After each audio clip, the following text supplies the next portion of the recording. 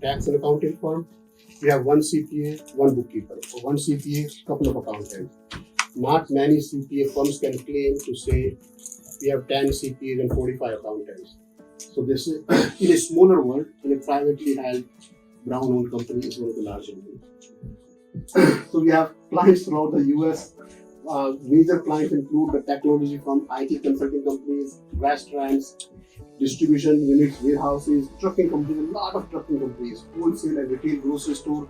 Not to name the name, but all the sabji mandis that you see, all the patidars that you see, all the DMart that you see, Bhavani, they are all our clients in terms of grocery, they're focusing on the grocery. We have a lot of doctor's offices, a lot of pharmacies, probably 60 plus pharmacies that we have.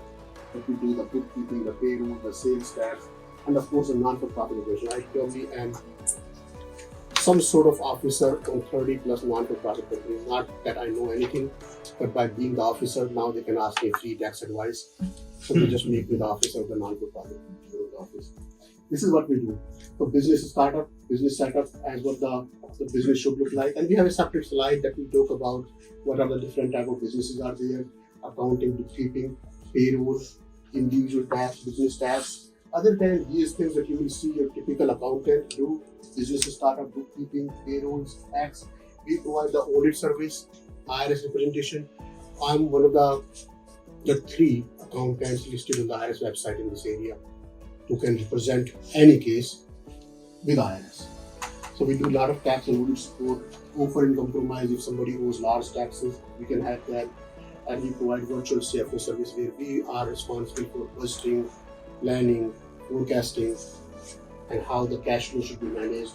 We'll help you get the loans, we'll create the loan packages, and we'll manage the loan in terms of borrowing base, in terms of debt covenants. Depending on the amount of the loan, sometimes the loans have quarterly filing requirements, sometimes they even have monthly filing requirement in terms of borrowing base, in terms of covenant computation. So we'll manage the whole loan cycle for you. So I believe Nina will walk you through the business planning cycle. Okay, so when it comes to business, like the first thing you think is like planning. What should be the objectives? What type of structure you should have? What are the goals? The value proposition or SWOT analysis. Like SWOT analysis is like figuring out your strength, weaknesses, opportunities, and threats. So I guess most of you are aware, but still, like LLC, if you choose a LLC structure, it has 15% more tax than S corporation. So you need to figure out what is depending on the purpose of the business, what type of business structure suits you. So deciding on these things, and there has to be a vision. For that vision, like you have to have some certain goals. You need to work hard for this. You need to plan actually. Come to Mr. Kumar for the planning for any kind of business. So SMART goals, like when it comes to SMART goals, you have to have some specific structure for your business, right? You need to measure all the pros and cons of the business. Like, for example, like if you're planning to open a restaurant, so in that restaurant, how you want to be different than other restaurants, other fast food chains. So maybe like you can decide like, I'll have the healthy menu, healthy recipes or health conscious stuff in the restaurant. So for that, you need to figure out you need to target the customers. In that case, like you might go for the advertisement in some fitness clubs or in some gyms or something like that. So you need to like figure out what type of overall structure you need to have for your business. Then you need to measure and plan how to achieve those objectives. And then it has to be like achievable, relevant, time bound. Time bound is very important. Like you cannot just fix a target, and you need to like fix some time as well too. And every year, like you need to have some progress in that business. You cannot just like you already planned everything, but you didn't fix the time limit for any to achieve certain goals. So that's the thing. There are multiple funding options for a business startup, like crowdfunding. A lot of people do advertisement on some social media to get funding from the crowd. Then there's angel investors. It's like some already successful entrepreneurs who are interested in some specific ideas, new innovations. They might invest into the business. Venture capitals. A lot of firms are interested in investing for some part of, like, of course it is, the investment is always for some equity or some share or some kind of benefit. So small business loans. Lot of banks have a lot of types of business loans, credit unions, all those things. But I'll add one thing. Crowdfunding can now be done up to $5 million. The idea is, if you have a proven concept, there are companies, you put this idea on a website. Now you let people see this idea, and you put a small value to each share. If you can, my company has 1 million shares. Each share is worth $100. So people can invest $100 into your company. So in theory, you can get $100 million, but the maximum you can get is $5 million. You have to have audited financials. You have to follow certain SEC rules, Security Exchange Commission rule. But in theory, you can collect up to $5 million from the public, as long as you have a proven idea. The idea has to be good enough to convince the general public. Otherwise, it won't work. The angel investor is more of people who likes, but I like the restaurant business. Then any restaurant comes to me, I'm happy to invest money in it. They are the private investor, as opposed to venture capital, who are companies that they invest money in. So, Hema will explain. Hi, thanks Neema for explaining about the planning. I think for any business to be successful, we need to plan what we are doing, and then we have to look at the budget, like how much can we accommodate, through what sources can we accommodate once we plan, and also like for the budgeting is the main factor is we have to track our expenses, like how much are we spending, is it needed for our business, and also plan for the future, like how much funding do we need. Once you have the plan, prepare your budget, and the budget has all these aspects. You have to have a financial control, then you have to set up your goal, how much budget would it take to achieve your goal. Then you have to prioritize, that's main important. Like you will have so many priorities, but which is the one which you have to take up. Then we have emergency preparedness, unforeseen situations like the COVID. Anything we have to prepare for this emergency. Then we have to reduce our debt, more the interest you have to pay. So, and then planning. So after you do the budget, there's a forecasting. So what am I going to achieve with this planning and budgeting? What is my forecast? And you can estimate, like after a year, your forecast would be in certain areas. But I think like we would like to have a rolling forecast where we would like to see our results and plan. It's not for over a year is a long time, because due to unforeseen situations or circumstances, like whatever we plan might change. So it's better to have a rolling forecast, like every quarter, what did we achieve and what are we going to achieve in the next 3 months. So I think like planning, budgeting and forecasting all will relate to your SWOT analysis. It's like what is your strength of your corporation, what are your weaknesses, what are your opportunities and threats. I think strength and weakness is internal part of the organization, which we can have control. What is our strength? Our employees or the internal people, which we can have control. Weaknesses, we need to see our weakness and we have to make out situations how we can go through that. But opportunities and threats, like are the external factors which we are not in our control, but we have to work out with it. What is the market? Like the market would be changing, and we have to. And we have the different types of business structure. Mr. Kumar will be explaining. So, here's the interesting part. Yesterday, the Millionaire part policy yesterday. There are 5 types of structure that this country allows: proprietorship, LLC, partnership, LLC, S corp, and C corp. And the way you want to understand it, out of these 5 structures, only LLC and C corporation allow the foreign ownership. So when we were talking about Naveen part of for the entry USA, only these 2 type of companies, LLC or C corporations are typically allowed. As a rule of thumb, if you have a profitable service business, you want to go with S corp. If you have a real estate company, not going the details, you want to go with LLC by default. So as you go down in this order, the complexity increases, cost of doing business increases. So if this tax return is 2 pages, this is probably 20 pages, and that tax return is probably 100 pages.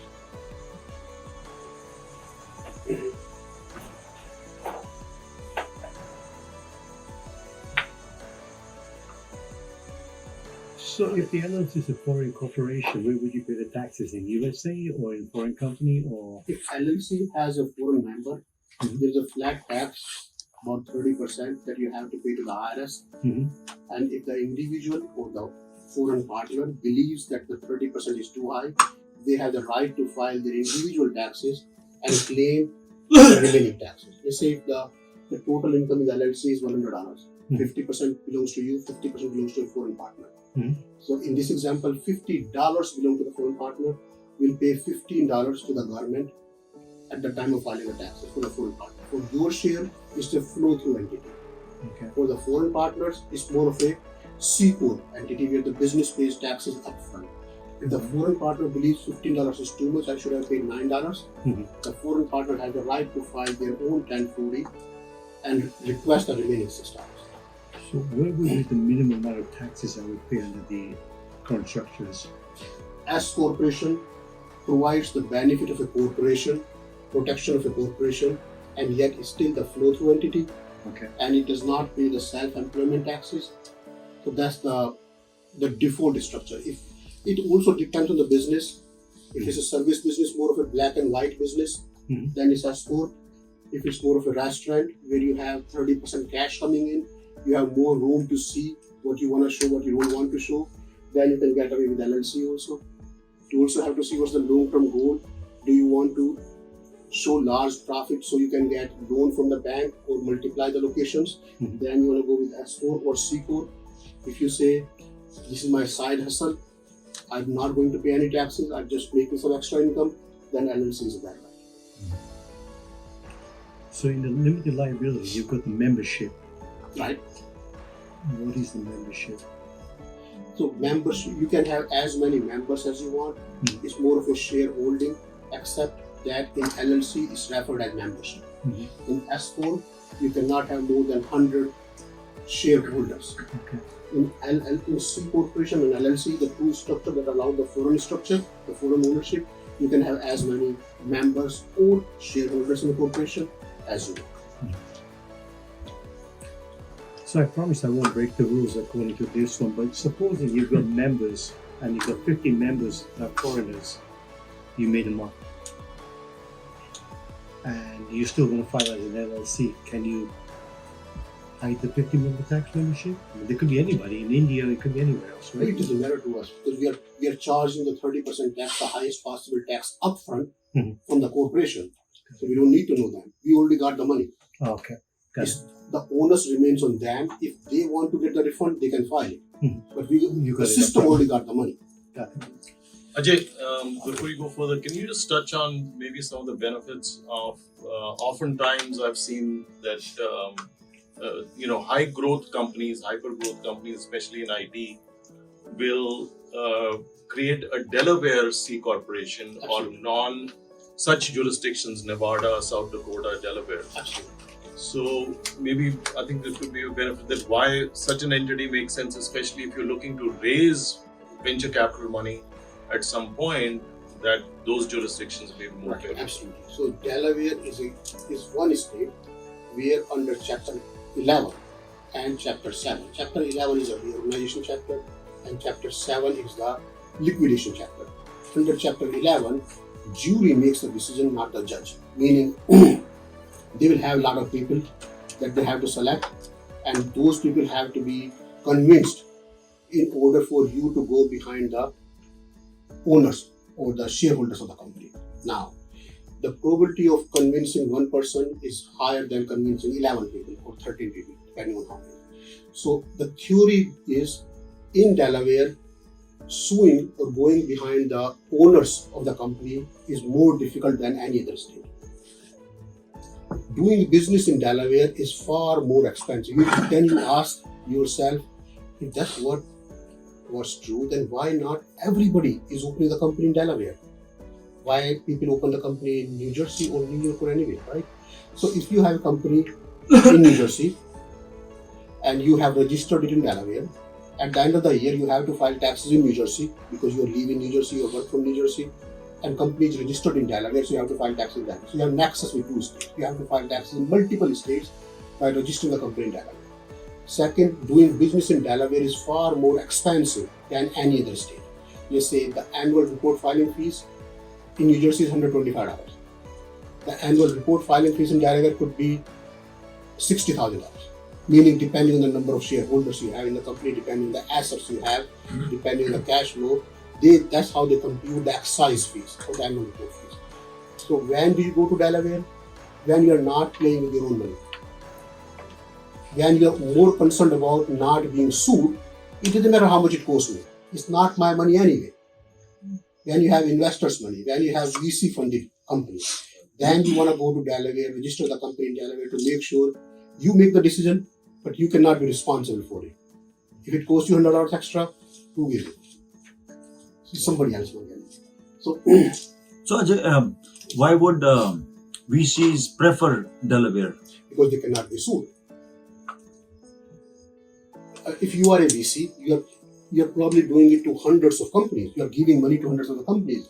Last thing you want, because of the stupidity that this manager or this CEO did, and now the system is coming behind you. As a VC, you feel safer, more secure by ensuring that my maximum loss is the money that I'm giving, nothing else. Now here is the real stuff. The real stuff we need to Millionaire. So Millionaire tax loopholes. So the biggest tax loophole that a lot of people exploit is the capital gain tax rate. So the way you want to understand it, the regular income tax rate for people beyond certain income, and we are talking about people beyond certain income, is 37%. That's the maximum tax rate that this country has. I'm talking about the federal rate only. The state rate is different. So income rate is 37%, federal income tax rate. The capital gain maximum is 20%. So what if you can convert some of your regular income to capital gain? You just created a tax arbitrage for yourself, and I'll give you an example. I'll give you how this tax arbitrage is created. So stay tuned. But this is how the game is played. Now you have 17% of tax. You just converted your regular income, which should have been taxed at 37%, at 20%. That's one way. Captive insurance, very, very nifty concept. And not many people knows about it. By the way, before I tell you about the captive insurance is the number one tax scam for the IRS books. If you look at the IRS publishes a tax scam, and captive insurance has been listed as number one for many years as the biggest tax scam that this country can have. But let's hear the story. Captive insurance. So a lot of insurance companies are there. They will cover the general liability, fire hazard. They will cover a lot of insurance products. There are a lot of insurance situations that nobody wants to cover. Let's say insurance company is willing to cover if I were to die, the company will survive. So they are happy to give me an insurance. But if you think about it, if my weight increases by another 20 pounds, I wouldn't be able to sit for 10 hours. I will only be able to sit for 6 hours. There is no insurance company willing to give me an insurance against my weight increase. In a real life situation, there are a lot of situations that cannot be covered through the customary insurance companies. So what you do, I'm big enough, my company is large enough, I create my own insurance company. I go through the insurance channel, create my own insurance company, captive insurance that I own. I call it a C corporation. If you remember my last structure, this company, the insurance company, has to be a C corporation. I go through all the insurance companies. My insurance company is covering my weight gain, my hair loss. I wouldn't look nice if I lose the hair, so I would be probably losing my clothes. how much insurance I'm paying to this company that I just created for my weight loss? $200,000. Now, all the insurance premiums are tax deductible for the business. When you pay the general liability, when you pay the workers' comp, when you pay fire hazard, all these insurance deductions are tax deductible. So in my regular business, in Sai Cpa services, I got the tax deduction for a lot of it. The maximum I can do is 2.2, and I'll give you the details later. But understand the concept. Now I'm getting a tax advantage over here. This 200,000 is going into my own company, which is an insurance company. I keep paying them. After 2 years, minimum is 1. Longer I keep, the more legitimate it looks. After 3 years, I close the company, take all that money, and I call it as a capital gain. Because I invested, the money was invested. I'm taking the money after 3 years. It's long-term capital gain. So all the money that I get back from my own insurance company, I'm paying tax on 20% now. The deduction that I was getting was 37% because it's a regular insurance expense. I'll discuss a couple of more complex tax planning. So we have trust that we can create, mainly irrevocable trust, a charitable trust, CRUT we call it. We have the offshore accounts. A lot of people open the account in Cayman Island, Bermuda, or Switzerland, and we'll go through each country briefly to help you understand why Bermuda makes sense in some cases or why Cayman Island would make better sense and how do you go about it. The question is, maybe everyone has the same question, like, how can I be millionaire? Yes, of course. So the question is, if I'm not a millionaire yet, what can I do? That's good. Well, okay. Yes. So I think one of the ironies of what you were just talking about, shifting of income taxes towards capital gains. That's why I think Warren Buffett openly admits he pays less taxes than his administrative assistant. Right? Because all his income is through capital gains. It's long-term capital gain. That's the gain of the. So he has no W-2 or ordinary income. Absolutely. So let's talk about what if you are not a millionaire yet? Is there anything, any tax loophole, AJ, that you have? I'm not a millionaire yet. I'm not paying tax on $1 million. What can I do? What's in it for me? Talk about the real estate tax code. There is something called 1031 exchange. If you have an investment property, you're selling the investment property. If you don't take the gain, the money has to remain in an escrow account, attorney escrow account. You cannot be touching the money. You cannot have the benefit of this money. You can identify the property within 45 days after selling. You should be doing it before. And you get 6 months to close into the property. And your investment property related capital gain is deferred until you sell the next one. And you can keep doing it again and again. So the 1031 exchange or the real estate tax break is still applicable to everybody. You don't have to be a millionaire to be using the 1031 exchange. Does you have a question? Quick question then. Does the real estate has to be an LLC or it could be personal? It wouldn't matter. The key here is the ownership cannot change. If it's a single member LLC, it has to be in a single member LLC. It's called like-kind exchange. 1031 exchange, the property has to be similar in nature. You can't sell the investment property by the primary home. You can't have Like-kind exchange. It has to be like. Yes, absolutely. A single member LLC is taxed by IRS. Is it taxed as an LLC or a sole proprietor? Well, it depends. An LLC can be taxed in many different ways. When the LLC was created in 1996, so depending on the state, initially they said the states decide. If it's a single member LLC, is typically considered as Schedule C, which goes part of your tax return. If it's a 2-member LLC, it's a 1065 filer, something similar to partnership. If you choose the S corp by filing 2553, it becomes an S corp. You can file 8832 to tax it as a C corp. So LLC does not really have its own tax classification. By filing certain forms, you decide how do you want your LLC to be taxed. Okay. Ajay, since you're talking about real estate, I don't know if this is maybe of interest to a lot of folks here. Also, the tax break in a qualified opportunity zone, which is actually now going to be available until 2030 and then potentially another 10 years extension beyond that?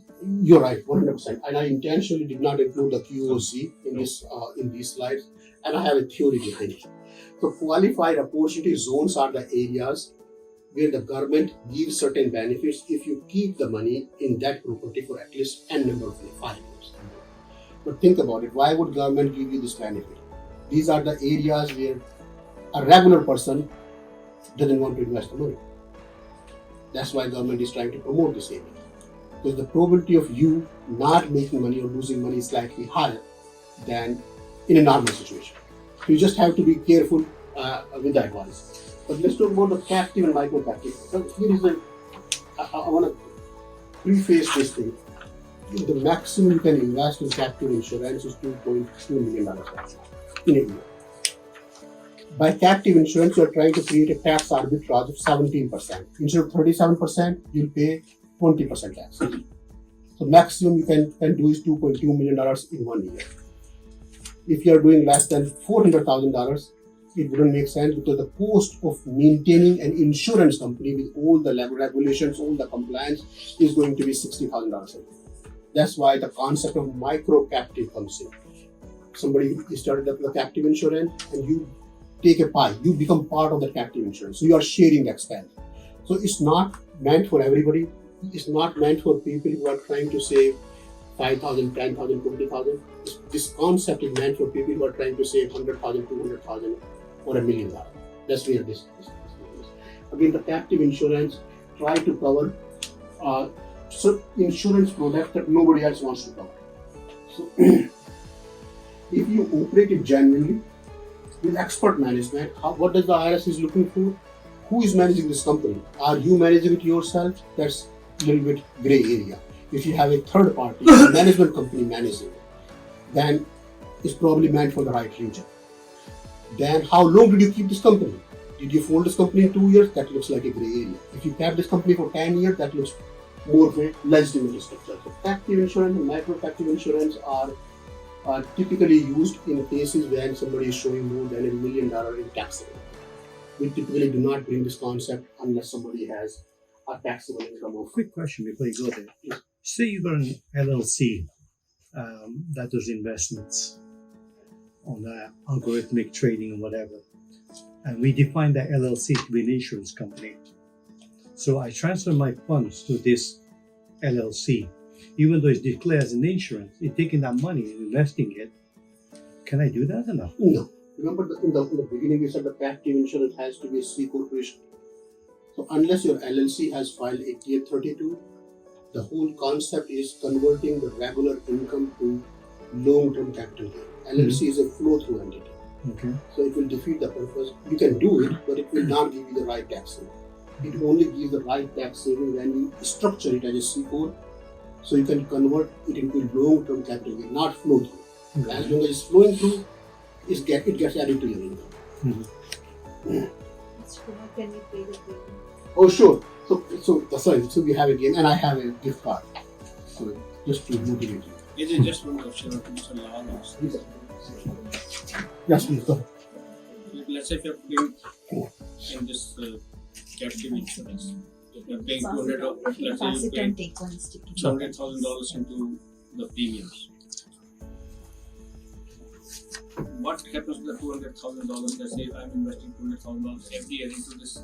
If this company, C corp, that you own, has the right to invest this money on your behalf anywhere. Anyway. The money remains in the C corp, you just cannot take it out. Yeah, that's fine. So money is not sitting idle over there. That money is also making money. Why would you keep it idle? You have the right to.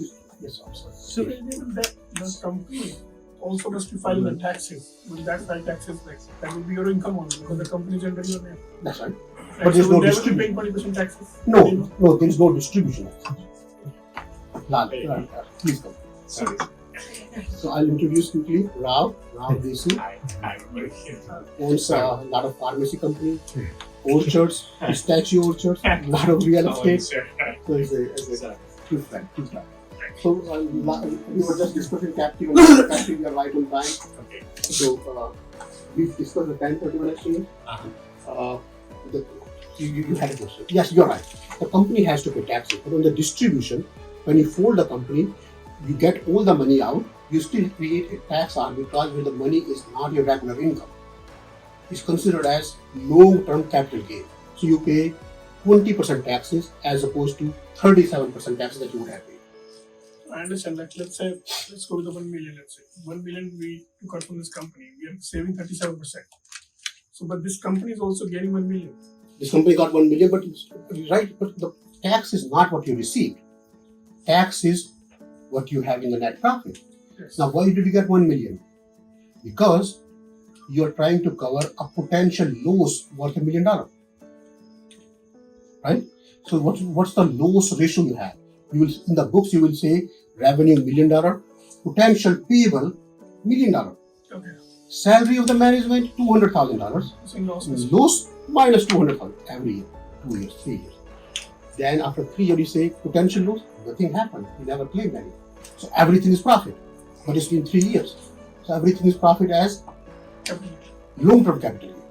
And then you take it all out and put it in 20%. So you create the accounts payable potential, which is never utilized, and it becomes a long-term capital gain. So, Richard, before you move on, so say I set up a C Corp, and that C Corp I basically transfer it, say, could be like 100K. C Corp takes that money, does some trading and whatever, and the 100K turned into say 200K. I know I got the benefit of the 100K for the long term, and maybe they made a loss or whatever, but the 100K that I made extra, I know I will pay the taxes.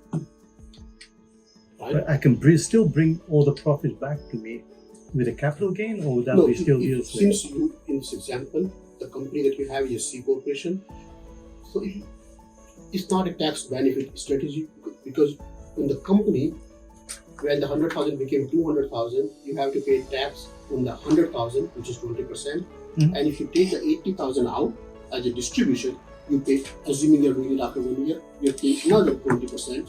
I'm going to do that after 1 year. After 1 year. Even then, you're paying 20 based on your income. You're paying 20% long-term capital gain tax on the distribution.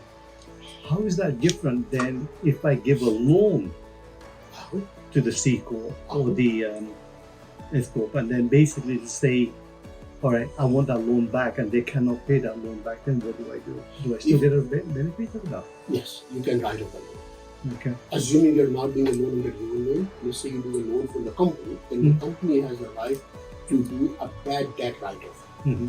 And if the company says that you can't pay the loan, you get the 37% benefit from that bad debt write-off. Okay.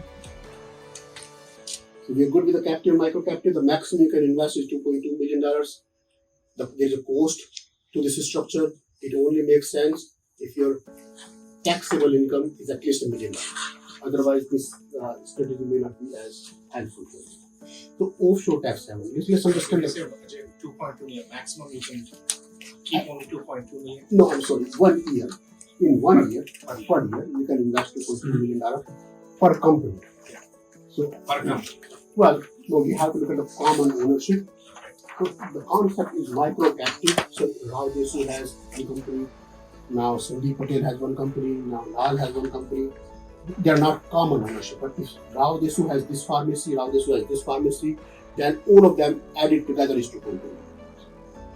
All of together is 2.2 million. For one owner. One owner. Common ownership. So whether it's a 20%, 30%, 50% doesn't make any difference. So I may not have 100%, right? I may have a 50% or whatever. 50% or in more. 10 companies, then you can consider as a One entity. one entity. Common ownership. So maximum person could say is 2.2 million. No, I'm sorry. 2.2 million is what you can expense out as an insurance deduction. In the long run, the tax saving is around 17%. The tax arbitrage you're trying to create, use the insurance premium payment as an expense. So it reduces your taxable income. After a year, 2 years, you take this whole money out as a long-term capital gain. So you pay 20% tax over there. You save 37% here. So it creates a tax arbitrage where you get 17% saving on $2.2 million. So offshore tax havens. And there are a lot of offshore tax havens. I haven't covered everything. I'm just trying to cover 3 of them here. So, so offshore tax haven typically refers to area where you have either zero taxes or no taxes. You will see a lot of actors, book writers, hedge fund managers, and see the trend here. I'm trying to pick people who have passive, recurring royalty income. They will live in Bermuda. There is no personal tax. So when you have royalty income, you wrote a book. Now you buy a property in Bermuda. You stay there for a few months. You got the driver's license, and you don't have to pay income tax. You can keep coming to US, to other part of the country, and you are good. Just because you have the residence or the domicile in Bermuda. On the other hand, you will see a lot of insurance companies and reinsurance companies are registered in Cayman Islands, where there is no corporate tax. A lot of these islands, especially the outside the US, they give certain tax benefits for people to start the company, to invite, to have more people coming in. So all these Cayman Islands, Switzerland is a different concept. Switzerland was, at least at one point of time, was known for the secrecy. You can put any money over there and nobody can know what money you have. So all the political parties, all the leaders, all the black money was in Swiss. Now they have changed the rule. Now under fbar and fatca filing, you have to have all that money, at least the owner's name disclosed as who has the account. They still don't disclose how much money you have, but they are disclosing the owner's name. But if somebody in US have a Swiss account, then you bet they have more than $10,000 annually. And fbar limit is $10,000. So popular tax haven here are Cayman Island, Bermuda, and Switzerland, mainly for secrecy, not for the tax saving. But Cayman Island and Bermuda are typically used when you have passive recurring income, where you can choose any domicile. Now, estate and gift tax is a very, very good concept. So gift tax limit is $17,000 per person to per person. You can give $17,000 to anybody. You don't have to pay tax. They don't have to pay tax. It's not taxable income. If you give more than $17,000 to anybody, there's a form 709 that you have to file. The lifetime gift limit right now is $12.9, $1 million, roughly $13 million. So in the lifetime, people can give up to $13 million, $12.9 million in gift or estate. So this limit, 17,000 or 12.9 million, is per person. So if you have husband and wife, you have 12.9 million for husband, 12.9 million. And it's a real case. I'll show you an example. What happened? The husband and wife had 20 million and wife passed away. Now the problem was, the money was 20 million. At one point of time, it wasn't a problem. It was less than the limit. Now it suddenly is under the limit. So there is a form, portability form that you can file. Form 706. If you file that form, the unused limit from the spouse that passed away can be moved to the surviving spouse. So now the surviving spouse has 25 million give or take limit. So and the concept behind the trust, and it has to be for this purpose, irrevocable trust. The concept behind the trust is, let's say you have a company, Glenwood Furniture. This company is worth 10 million now, but you know in 10 years this company is going to be worth 40 million. Based on the limits, you know the way your company is growing, you will have to pay the estate taxes eventually. So what you do, you give the company, large portion of the company in an irrevocable trust with your kids being the beneficiary. So you're giving the gift now when the limit is 25 million and your company is 10 million. And the company keeps growing. You're still working for the company, you can keep getting the salary, company is growing in this irrevocable trust, but you have given the gift at a time when the gift limit was high. That's the irrevocable trust idea. It's not for everybody. Gift, of course, is for everybody. The example, the real example, this football player won $4.3 million in lottery. Real example. You can read it on paper. One of his friends was doing some charity work. Was creating some orphanage. Not a registered, but the friend was doing it. So he gifted half of this money to the friend and used up half the money. After 6 years, IRS comes back to him, the person who gave the money, that you owe $500,000 in tax. The obligation, the onus for the gift tax remains on the giftor, not on the giftee, not the person who received the gift, but the person who gave the gift. And since the person who received the gift in this example was not a non-for-profit company, it was not considered as donation. And at that time, when this situation happened, a few years ago, the gift limit used to be $2 million. It changed just a couple of years ago to 10 million, 11 million. The stock option pay, The person who is receiving the gift, they have to pay tax. no, I'm sorry, the person who's giving the gift has the, Or the person, no, they don't have to pay tax. And 17,000, they don't have to pay any any tax. Person who is receiving, they don't have to pay any tax. Even if more than 17,000. yes. There's a form 709 that you have to file if you are giving more than $17,000.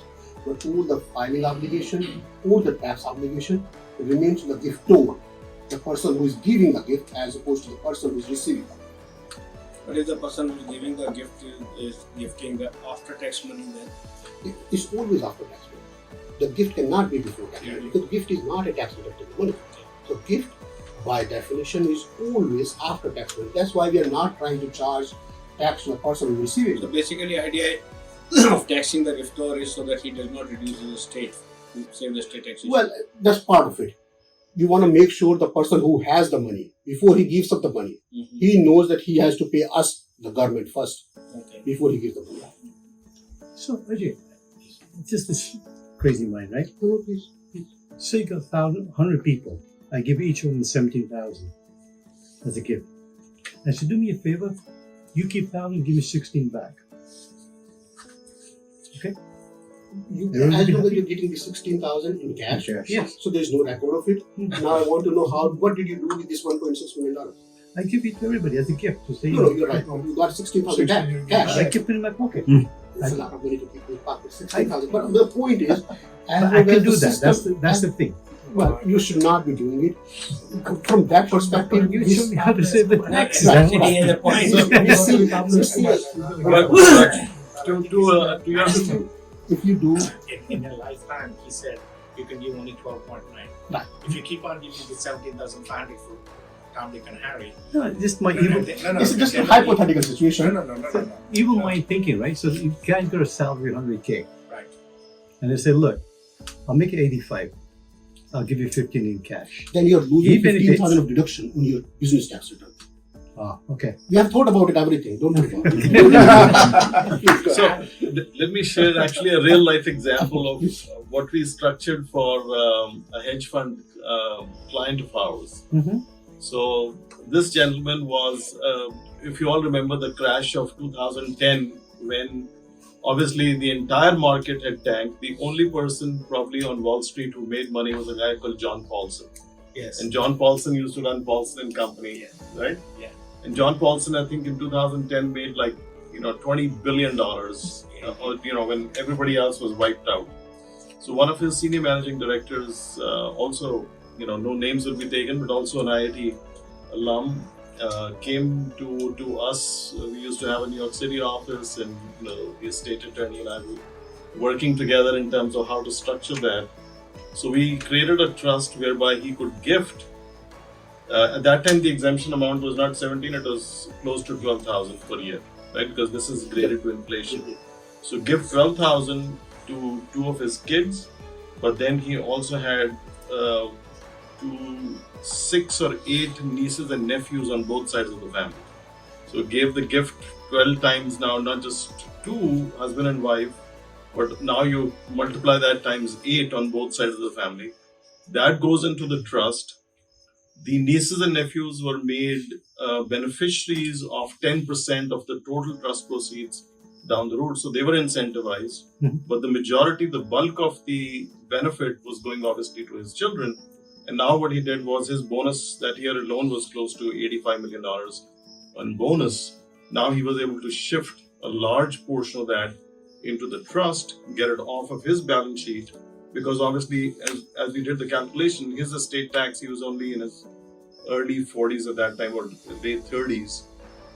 His estate is going to be close over a few $1 billion by the time he's in his 80s or whatever, not So they more. did it earlier. So you got the valuation out earlier. Now all the increase in that valuation is not on his balance sheet. It's on the trust. It is in the trust balance sheet. The trust now can grow to $10 billion, right, over a period of time with zero estate taxes to Uncle Sam. Yep.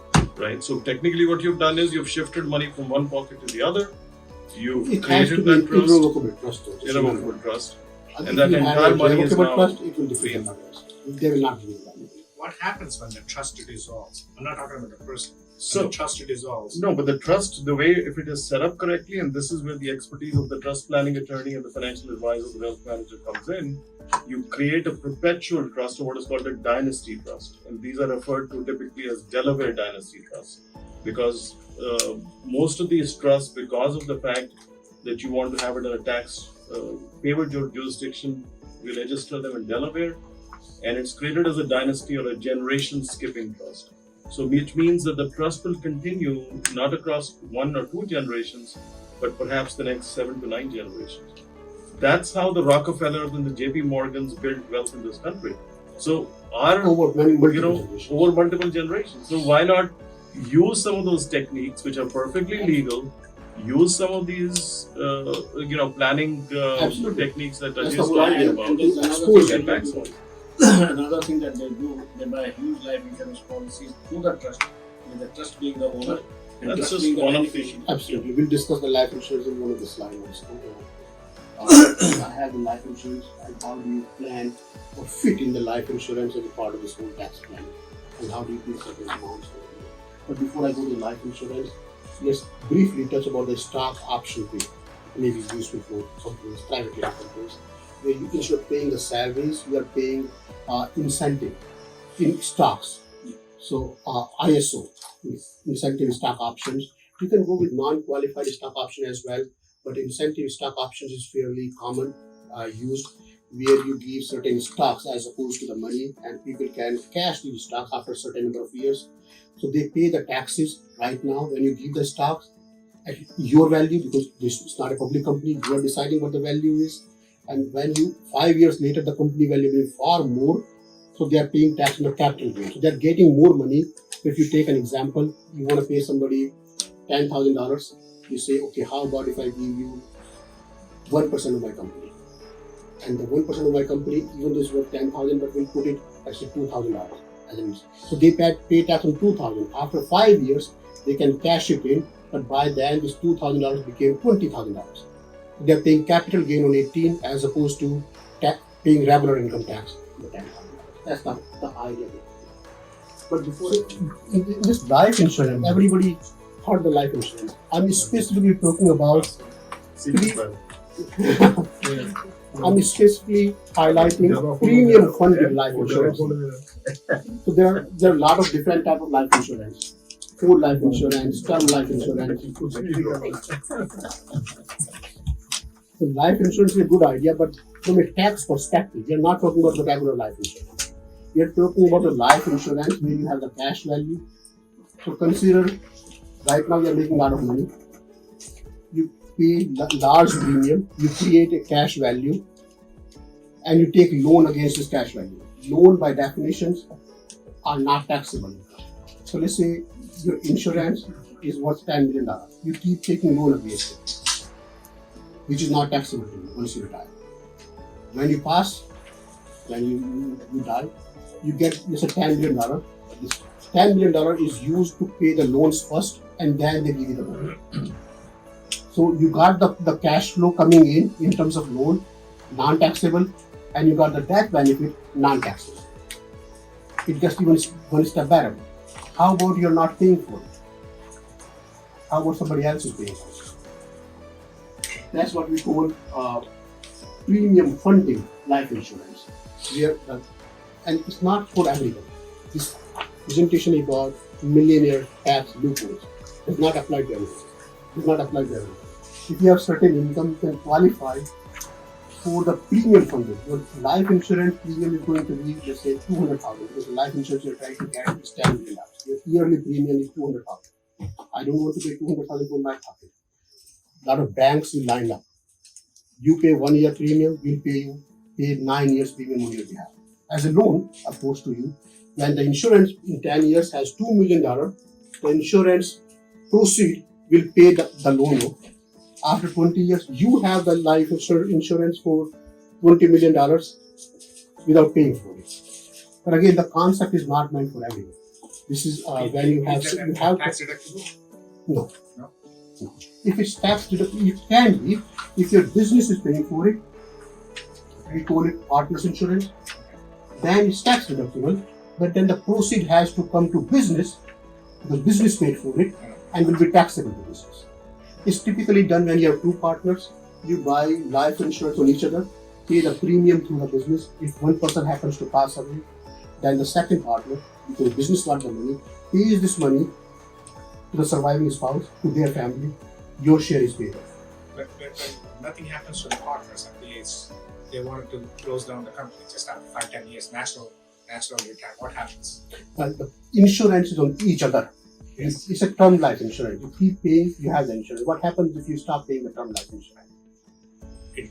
No, it's not term. If it's You can take a loan from the insurance, right? you can take the loan from the insurance. You can depend on the cash value proceed. Yes. And, So if I have a cash value, accumulated cash value $1 million. you can take a loan against it, depending on if your policy allows it. The idea is, if the premium is tax deductible, Okay. the proceed has to be taxable. Proceed has to be? Taxable. If the premium is after tax, non-tax deductible, the proceed is not going to be taxable. That's the concept behind the life insurance. Any life insurance, business or personal, proceeds from the life insurance policies funds are not taxable. Not necessarily. Not taxable. But if you took a lot of time, you can buy the life insurance from a business called keyman insurance. This is my employee. I cannot have the business surviving without this. The business pays for it. Business takes the benefit of the deduction. Then, if this person happens to leave, the business will pass away, not just leave the company. Business gets the money, but it's going to be taxable income to the business because the premium were tax deductible. Real case study, couple of them, I have included them in the presentation. But before I go to the real case study, in the first case, the total estate was worth about $50 million. We created the trust plan where $4 million was put into a perpetual trust where the donations will be given out automatically. It's an irrevocable trust, correct? You made it. And this the remaining 24 million earlier, couple of years ago when we did this planning, the limit was 12.2. Now it's 12.91. So at that time, $24 million was given into the planning. All in all, this idea, this planning, and little bit of planning saved them about $10 million. But again, a lot of these ideas, trust, irrevocable trust, remainder of trust, they all make sense when you have certain amount of money, meaning not for everybody. Now, this life insurance idea, when we say leveraged tax advantage premium, but we are trying to say premium funded life insurance, as I was saying earlier, where the premiums that you pay for the life insurance are funded through the bank. You are not paying it. You pay one premium and then the bank is paying on your behalf. Once the insurance grows to a point, the proceed from the cash proceed from the insurance starts paying the bank, and in n number of years, bank is fully paid. You have the insurance which can pay you for life. That's the idea about this. There is just one thing I would like to share here. That for premium financing of life insurance policy, typically net worth has to be minimum $5 million, ideally $10 million. Then only the banks fund. A lot of banks wouldn't fund you if your net worth is not beyond certain point. The insurance company wouldn't give you the insurance for $20 million if your net worth is $3 million. You have to justify why do you need this type of high insurance. And if your premium is only 10,000, banks are not interested. Not enough money for them to go through this whole nuisance. Now, questions, please, if there is anything that we did not cover before we start getting to. I got my gift. We gotta share both of us. Come on. I still don't understand why contingency didn't win. I save money. Same thing. No, this is But- more fun. We'll discuss it separately. He's got the vote. He's got the vote. We'll discuss it. Yes, I got one question. of course. So I know a case with some premium funded life insurance. I don't know. I think they funded through business. Is it possible? Yeah. So what they did was they paid a 5 or 6 years, significant amount of money, they change the benefit to the person, and they close the corporation because corporation is closing it, so they don't know what to do. They're retiring actually, so that's they close the corporation. They change the beneficiary from corporation to the person, and the guy has the person who has a shitload of cash value to the life insurance. What happens? We don't know the end yet. I'm not sure about the fact, but what I heard initially, the premiums were paid by the business. Yes, for 5-6 years. So there are two ways to pay to the business. When I pay the premium to the business, I can take it as owner's draw, meaning the owner took the money and then paid it. It's not a deduction. No, they did as a deduction. If we assume that they did take the deduction, Yes. then the one thing is granted, then the proceed has to be taxable. Proceed To goes who? to the corporation.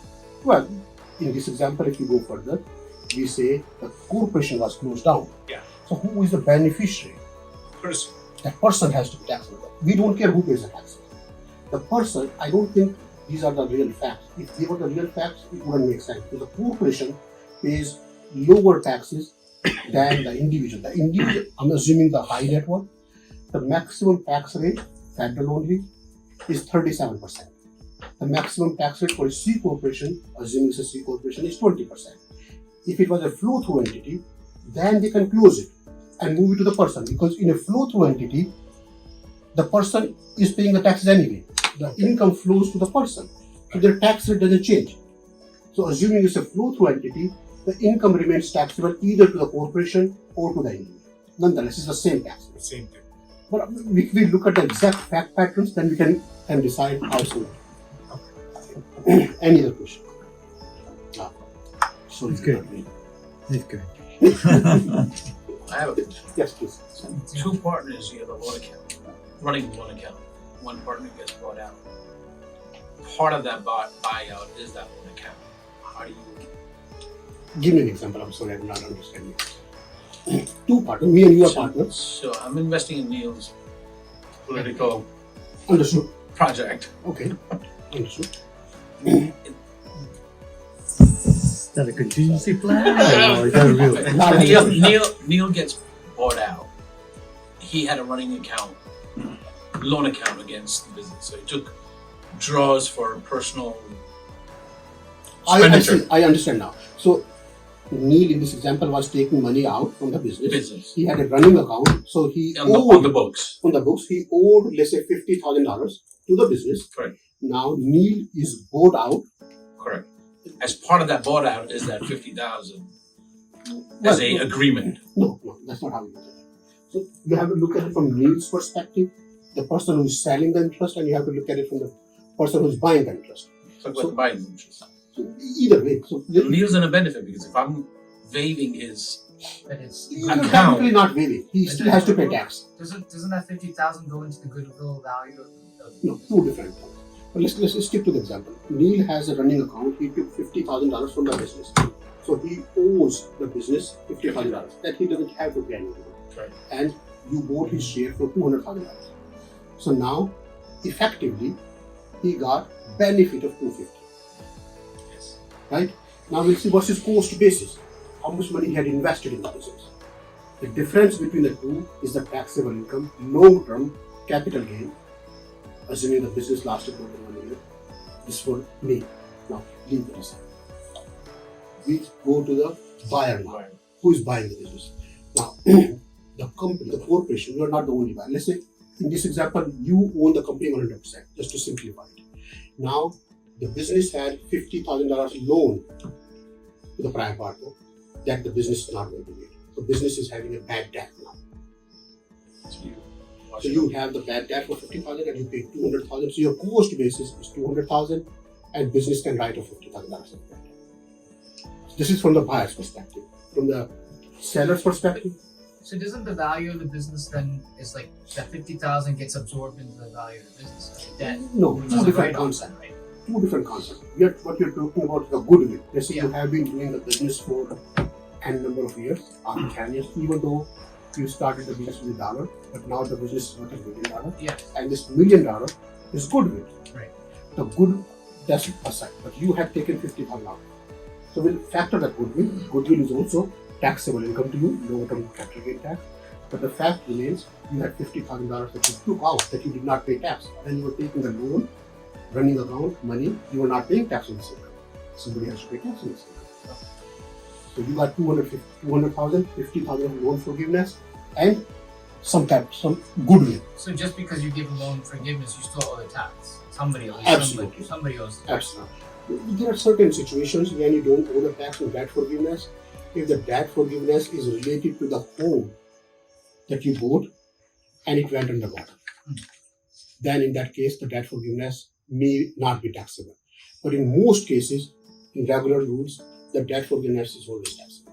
For example, people buy on the credit card, they don't pay the credit card company writes off this debt and it shows up on their tax transcript as taxable income.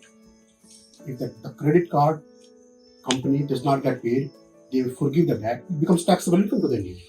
I think if the company has the losses, then that would be not taxable. Say if you